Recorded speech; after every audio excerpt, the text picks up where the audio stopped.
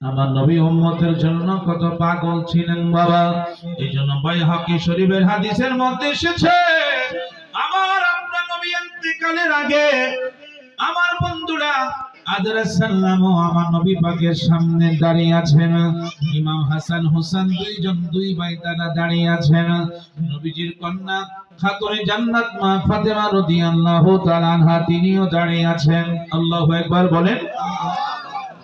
আমাদের আম্মা জান হযরত মা আয়েশা সিদ্দিকা রাদিয়াল্লাহু তাআলা আনহা তিনিও দাঁড়িয়ে আছেন।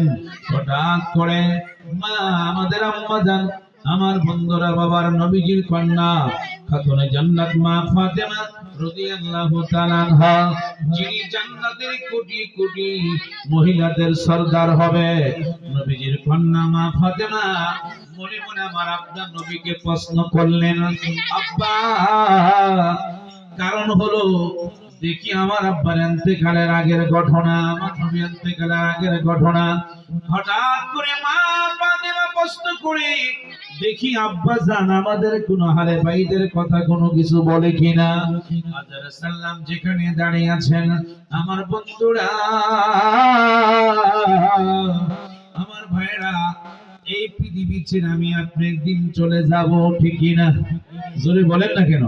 কি আমরা থাকার জন্য আসি নাই, হঠাৎ করে আমি আপনি চলে যাব।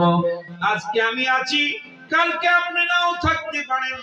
আজকে আপনারা এখানে সবাই বসেছেন বাবা, আগামীকাল আমরা এই দেশে নাও থাকতে পারি, ঠিক কিনা? কিন্তু আমরা আজকে নির্বাচন নিয়ে সবাই ব্যস্ত হয়ে গেলাম। কিন্তু বন্ধুরে আমার, হঠাৎ করে যদি আমার আপনার রাস্তাঘাটে মরণ হয়ে যায়, আপনি কি জবাব দিবেন আল্লাহর কাছে সেটা আপনি একটু চিন্তা করতে হবে বাবা। কারণ বাড়ির জায়গায় বাড়ি থাকবে, বিল্ডিং এর জায়গায় বিল্ডিং পড়ে থাকবে। আমার আল্লাহ সুবহানাহু ওয়া তাআলা সূরা নিসা ৫ পারা ৭৮ নম্বর আয়াতের কারিমে আল্লাহ বলেন, বিসমিল্লাহির রহমানির রহিম।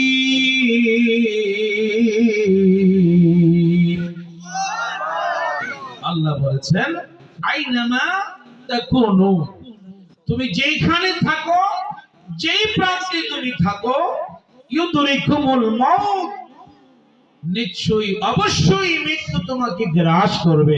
বলেন আল্লাহু আকবার। দেখছেন মরণ কখন আপনার কাছে আসবে আপনি বলতে পারবেন না। পারবেন? কখনো আসে বলা যাবে না। প্রস্তুত থাকতে হবে, মরার জন্য রেডি থাকতে হবে। কখন আপনার মৃত্যু আসে, আপনি এই ডাইন হাত দিয়ে মুখে যে আপনি নলাটা দিবেন, এই ক্ষমতা কি আপনার আমার আছে? এটার শক্তি দিলেন কে? আল্লাহ। দেখছেন কি স্পিরিট, দেখেন হাত আমার আল্লাহ আমাকে আমারটাই দিয়েছেন। তাহলে হাজার হাজার মানুষ তো আপনার, শত শত মানুষ তো আপনার এই গ্রামে আছেন, তাহলে একজন করে যদি আসে তাহলে তো আমার এই মাঠ পুরা ভরে, ঠিক কিনা?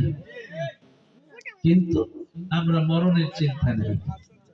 কখন আমরা খাবো, কখন আমরা ঘুমাবো, কখন আমরা টাকা ইনকাম করব।